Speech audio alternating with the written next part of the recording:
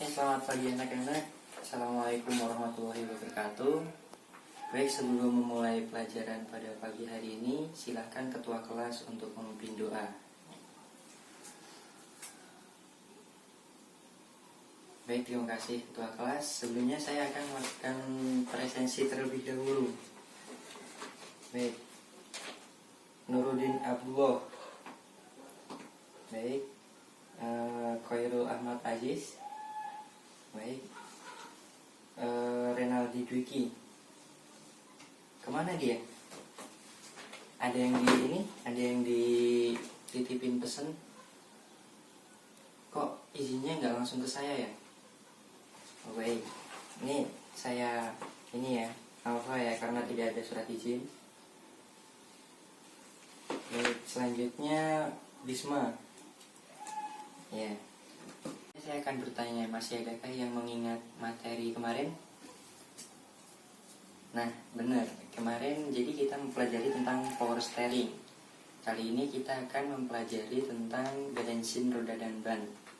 Nah, jadi yang kemarin ialah power steering. Power steering itu kegunaannya untuk mempermudah atau meringankan kemudi. Jadi di sini sekarang kita akan mempelajari balancing roda dan ban. Baik, langsung saja kita ke materi ya, mengingat waktu berlalu. Oke. Kita menggunakan baju praktek itu sangat membantu untuk melakukan praktek tersebut. Nah, kemudian di sini ada ada langkah kerjanya. Yang pertama, siapkan alat dan bahan. Jadi nanti anak-anak bisa minta di bagian digunakan. Kemudian langkah selanjutnya yaitu lepas roda dari kendaraan. Kendorkan mur pada roda, tempatkan dongkrak pada posisi yang benar. Nah, tempatkan dongkrak ini jangan sampai teman anak-anak ini salah penempatannya, karena ini akan mengakibatkan fatal. Ketika dongkrak tidak sesuai, maka akan terjadi melesetnya kendaraan tersebut. Nah, ini sangat fatal sekali. Jadi nanti anak-anak harus hati-hati dalam mengerjakan praktek ini. Kemudian beri dan tempatkan jackstand di bagian bawah kendaraan untuk menyangganya. Nah, copot mur pada roda kendaraan, copot roda dari kendaraan yang akan hendak dibalance. Kemudian pastikan tekanan ban berada pada tekanan standarnya. Jadi jangan terlalu kempes atau jangan terlalu keras. Nah, jadi di sini kita menggunakan tekanan yang standar. Tempatkan roda pada dudukan roda base bed yang berada pada mesin balance. Lepas pengunci pada roda bagian dudukan mesin balance. Pasang roda dengan hati-hati agar tidak merusak kulir pada base frame mesin balance. Jadi penempatannya itu harus sesuai, jangan miring ataupun tidak sesuai, miring ke sana, cerong ataupun gimana. Kemudian tambahkan adaptor agar pemasangan roda pada base bar benar-benar berada pada posisi yang tepat. Jadi fungsi adaptor tersebut itu untuk menempatkan roda sesuai dengan tempatnya. Jadi tidak ada kemiringan ataupun tidak ada keserongan. Nah, di situ guna adaptor sangat penting agar roda dapat ada di situ dengan benar. Kemudian kunci dengan pengunci. Nah, di sini pengunciannya jangan memutar pengunci terlalu kencang karena dapat merusak pegangan pengunci. Karena pegangan pengunci terbuat dari plastik. Sehingga kalau misal teman-teman ini ya, teman-teman muternya itu terlalu, kemungkinan bisa jadi patah karena penguncinya itu terbuat dari plastik. Oke. Jadi bisa dilihat di situ pemasangan roda sudah benar. Lakukan seperti pada gambar yang ada. Nah, kemudian mesin balancing. Hidupkan mesin balancing. Ya, sesuai seperti biasa lah, teman-teman pasti pernah menghidupkan mesin, di on kan. Nah, biasanya kalau on itu ada lampu indikatornya itu hidup warna merah. Oke, kemudian pada layar display pada bagian outside terlihat angka 402 yang memiliki arti seri dari mesin tersebut.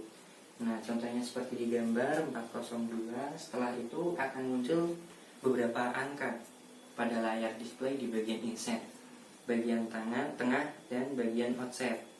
Nah, gambarnya seperti itu, ada 35, ada 70, ada 1, ada 16,0. Nah, angka yang tertera pada display layar di atas menunjukkan ukuran awal atau ukuran standar persettingan roda pada mesin tersebut. Biasanya kalau teman-teman pernah ke perusahaan dan melihat ataupun pernah melakukan balancing roda, pasti pernah melihat mesin ini. Nah, di situ ada layar-layar, ada ini ya, ada layar displaynya. Di situ menunjukkan ukuran awal ataupun menunjukkan angka-angka. Nah, di situ awal hidup itu bukan berarti itu sudah ukurannya seperti itu, enggak, ukuran ban seperti itu enggak. Jadi itu ada settingan menurut mesin tersebut. Kemudian setelah itu ukur insetnya atau jarak antara bagian dalam roda dengan mesin, didapati panjangnya adalah 6,0. Ini ukuran standar, biasanya seperti itu. Kemudian ubah nilainya pada layar bagian inset menjadi 6,0 dengan cara menekan tombol arah panah itu ya. Itu biasanya ada atas dan bawah. Itu untuk pengaturan naik dan turunnya. Kemudian ukur lebar dengan menggunakan width measuring gauge. Dapat didapati lebarnya 5,75. Nah, ini jadi ukuran bannya gitu ya. Jadi semua ban itu tidak sama. Jadi ban ada yang lebar, ada yang tidak lebar, seperti itu. Ubah spek atau nilai pada display layar bagian tengah menjadi 5,75 sesuai dengan lebar ban tersebut. Kemudian setelah itu ukur diameter pelek atau sering disebut dengan ring dengan melihat pada ban dan didapati ukurannya adalah 14. Nah, kemudian ubah bagian display offset menjadi 14,0. Seperti inilah hasilnya. Jadi bagian offset itu, bagian insetnya itu 6,0, bagian tengahnya itu lebarnya itu 5,75, kemudian bagian offsetnya itu 14,0. Jadi tampilan akhirnya akan seperti itu. Kemudian tutup roda dengan penutup yang sudah ada pada mesin balancer. Setelah ditutup, maka roda secara otomatis akan berputar. Pada saat ini jangan membuka tutup sebelum roda berhenti berputar dengan sendirinya. Jadi jangan sekali-kali teman-teman menghentikan roda tersebut ataupun membuka saat roda masih dalam keadaan berputar, karena itu sangat berbahaya. Nanti kalau terjadi ada yang ada komponen yang menculat gitu ya istilahnya. Nah, kemudian setelah berhenti, layar akan mengeluarkan angka atau tulisan pada display inset dan offsetnya. Jika display inset maupun offsetnya mengeluarkan tulisan pas, berarti tidak perlu ada penambahan timbal atau pemberat pada velg, dan dapat disimpulkan kalau roda masih balance atau stabil.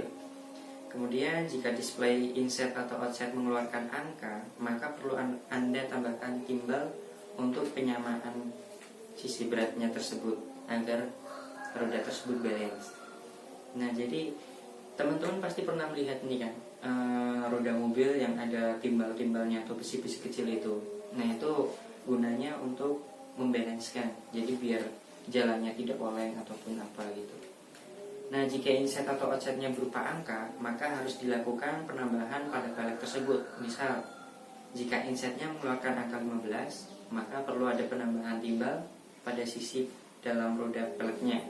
Jika offsetnya pengeluaran angka 20, maka perlu ada penambahan timbal pada sisi luar roda velg. Jadi kalau semisal 15 itu penambalannya di dalam, bagian dalam. Kalau semisal 20 itu penambalannya di bagian luar. Nah, jadi tidak semuanya itu dipasang di luar, kadang ada yang di dalam juga.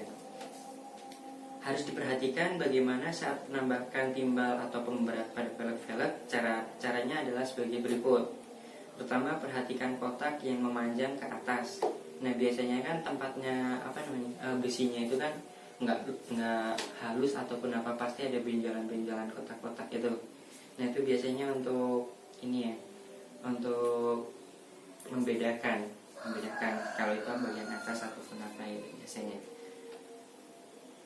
Pada kotak tersebut terdapat warna merah yang jika roda diputar maka warna akan naik turun.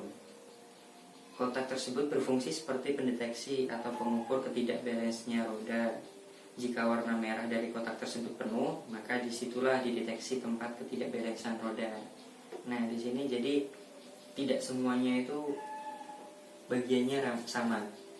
Mungkin ada yang bagian bawahnya itu peot ataupun gimana, bukan peot ya, tapi agak masuk ke dalam ataupun tidak balance, tidak rata gitu.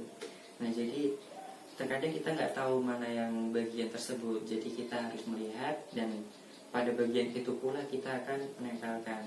Jadi penempelan besinya itu tidak sembarangan. Kalau misal kita pasangnya di yang lain, itu nanti akan tambah tidak balance dan roda akan terlihat menggeliur ataupun gimana. Nah, penambahan ini dilakukan jika warna merah pada kotak penuh dan timbal ditambahkan atau ditempelkan pada bagian atas pelet. Nah, gimana kalau semisal warnanya tidak penuh, merah penuh? Berarti kemungkinan besar tidak akan ditambahin timbal.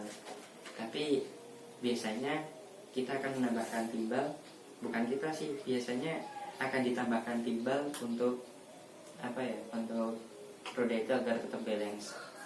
Nah, gunakan palu balancing untuk memasang ataupun melepaskan beban pemberat jenis jepit pada atau dari velg. Jadi palunya itu seperti seperti tang gitu ya. Kalau misal kita lihat, jika pemberatnya berjenis pemberat timbal tempel, maka hanya tinggal menempel pada bagian velg. Jika ini pemberatnya itu jenisnya jepit, maka gunakan palu balancing seperti ini. Jadi jepit-jepret gitu. Nanti itunya akan terpasang. Nah, jadi materinya itu cukup sekian dari saya. Seperti ini. Adakah yang ditanyakan? Ada yang kurang paham? Baik, udah pada paham ya berarti ya. Oke, jadi sekarang tugas anak-anak buat pengelompokannya.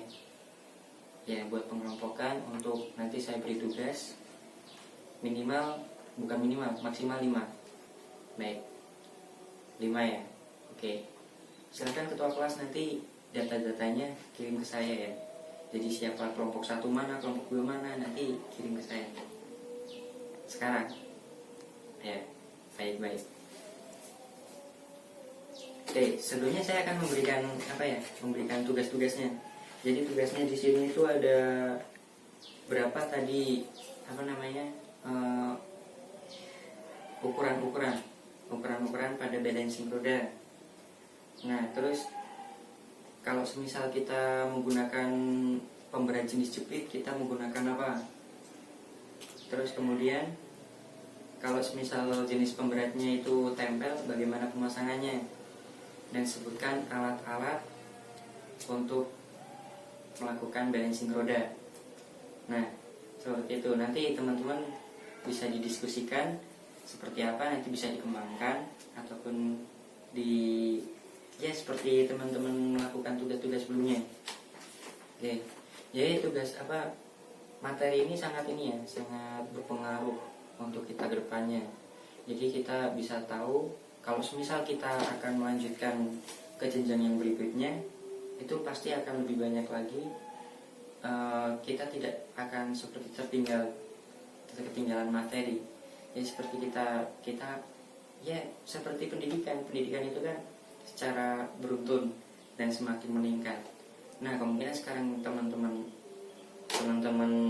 mempelajari ini, nanti untuk kedepannya teman-teman akan mempelajari ini juga akan tetapi lebih detail. Nah, bisa dibilang sekarang kan masih agak kurang detail gitu ya. Oke. Kemudian jika teman-teman untuk masuk ke dunia kerja, balancing roda ini ya, kalau sekarang kita lihat zaman sekarang ini udah zaman kendaraan semuanya sih ya. Semuanya sudah menggunakan mesin, sehingga ya sangat diperlukan ini. Kalau misal nggak ada teknisi seperti kalian, mungkin nanti bakal banyak kekacauan seperti kecelakaan ataupun apa gitu. Oke, ketua udah ada nih, udah ada pembentukan kelompok. Baik, oke. Oke, saya lihat ya.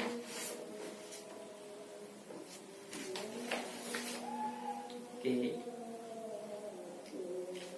Baik, saya beri waktu 15 menit sebelum kita mengakhiri pembelajaran kita. Pause. Baik. Baik, sekarang kumpulkan tugas-tugas dari teman-teman yang telah saya sampaikan tadi. Baik, ketua kelas silahkan. Jangan ketua kelas terus ya. Nah, ketua kelas menunjuk salah satu temannya untuk mengumpulkan ke saya. Baik. Oke.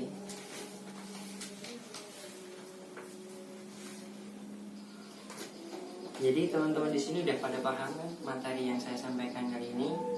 Oke, saya akan melakukan tanya jawab sama teman-temannya. Ketika kita menggunakan beban pemberat atau jenisnya jepit, kita menggunakan alat apa? Ya, caranya bagaimana? Bagus. Jika pemberat jenisnya berjenis tempel, maka bagaimana? Ya, benar. Untuk penggunaan mesinnya seperti apa? Dan cara langkah-langkahnya seperti apa? Iya, saya akan bertanya. Oke, Nurudin, silakan jawab. Nah, ini nggak memperhatikan ini orang ini. Oke, coba dibantu sama Khairul Ahmad Aziz. Ya. Jangan buka buku. Ya.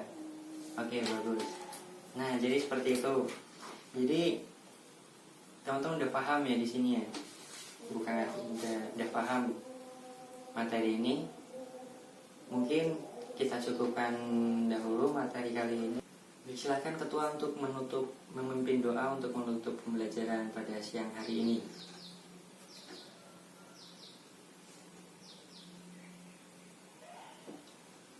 Baik, terima kasih. Sebelumnya saya mohon maaf jika banyak kesalahan. Saya ucapkan mohon maaf yang sebesar-besarnya. Wabillahi taufiq wal hidayah. Assalamualaikum warahmatullahi wabarakatuh.